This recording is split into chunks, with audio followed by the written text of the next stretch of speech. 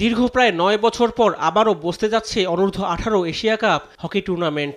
পুরুষ ও নারী দুই বিভাগেই এবারের আসরে অংশ নিচ্ছে বাংলাদেশ। পুরুষ দল এর আগেও এশিয়া কাপে অংশ নিলেও নারী দল প্রথমবারের মতো অংশ নিচ্ছে এশিয়া কাপে। টুর্নামেন্টে অংশ নেওয়ার আগে শনিবার খেলোয়াড়দের জার্সি উন্মোচন করা হয় আনুষ্ঠানিকভাবে। অনুষ্ঠানে বাংলাদেশ হকি ফেডারেশনের সভাপতি ও বিমান বাহিনীর প্রধান chief air marshal Hasan Mahmud Khan, সহসভাপতি আসিফ মাহমুদ ও শাহিন মাহমুদ এবং সাধারণ সম্পাদক রিয়াজুল হাসান সহ ফেডারেশনের অন্যান্য কর্তারা উপস্থিত ছিলেন। এ সময় আনুষ্ঠানিক সংবাদ সম্মেলনে পুরুষ ও নারী দলের কোচ জানান, এশিয়া কাপে ভালো কিছুই করতে চান তারা। যদি আমাদের সামর্থ্য অনুযায়ী মেয়েদেরা যদি নর্মাল খেলা খেলতে পারে, ইনশাল্লাহ এটার রেজাল্ট পাবো।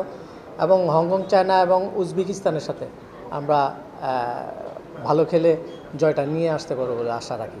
আর মূল টার্গেটটা যেহেতু সেমিফাইনাল আগে কোয়ালিফাই করা এবং সেমিফাইনালের পরে আমরা স্টেপ বাই স্টেপ চিন্তা করবো যে কিভাবে আগানো যায়। আর অনূর্ধ্ব-18 পুরুষ ও নারী দলের অধিনায়ক জানান, অভিজ্ঞতার দিক দিয়ে ঘাটতি থাকলেও তারা ভালো করার ব্যাপারে আশাবাদী। তো আমাদের গ্রুপে হার্ড টিম হচ্ছে জাপান। আমরা যদি জাপানকে ধরে খেলতে পারি তাহলে আশা করি আমরা সেমিফাইনাল খেলবো আর কি। এরকম আমারও চ্যাম্পিয়ন তো সবার স্বপ্ন থাকে।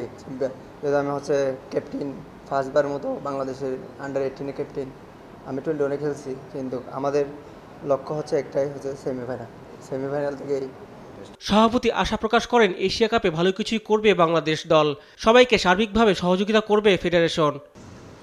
আমি চাই তোমরা তোমাদের বেস্ট পারফরমেন্স দিবে, নিজেদের মধ্যে ডিসিপ্লিন মেনটেন করবে, তারপরে যে ফলাফলই আসুক সে ব্যাপারে আমি চিন্তিত থাকবো না।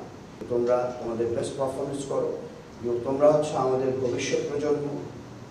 জেন জির পরে বোধহয় তোমরা আরও কোনো জেনারেশন, কারণ তোমরা এত নবীন। তোমরা জেন জিও কিনা আমি জানি না, কিন্তু আমি জানি যে তোমাদের মধ্যে যে স্পৃহা আছে, যে শক্তি আছে, সেই শক্তি যদি তোমরা ঠিকভাবে ব্যবহার করো তাহলে যে কোনো ধরনের চ্যালেঞ্জ মোকাবেলা তোমরা করতে পারবে। আগামী 3 জুলাই চীনের ডাজু শহরে অনুষ্ঠিত হবে অনূর্ধ্ব-18 পুরুষ ও নারী এশিয়া কাপ।